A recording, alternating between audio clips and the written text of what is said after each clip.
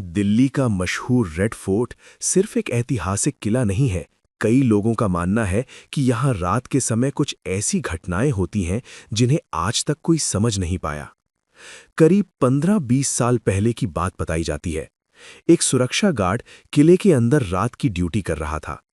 समय लगभग रात के 11:30 बजे का था। किले के पुराने हिस्सों में उस समय पूरी तरह सन्नाटा रहता है।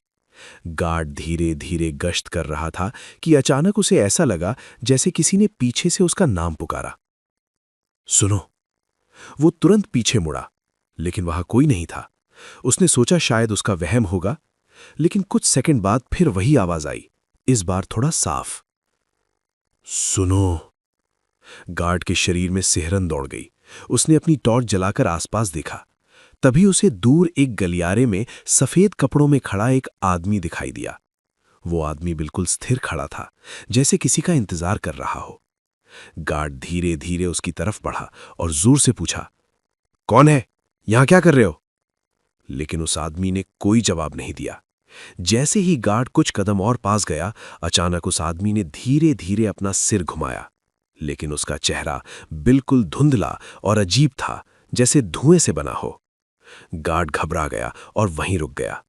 कुछ सेकंड बाद वो आकृति धीरे धीरे पीछे की तरफ जाने लगी और अचानक किले की दीवार के पास पहुंचकर दीवार के अंदर ही गायब हो गई। गार्ड ये देखकर इतना डर गया कि तुरंत बाकी स्टाफ को बुलाने भागा। अगले दिन जब उस जगह की जांच की गई तो वहां कुछ अजीब निशान दिखाई दिए, लेकिन कोई इंसान वहां से अंदर या बाहर जाता हुआ नहीं मिला।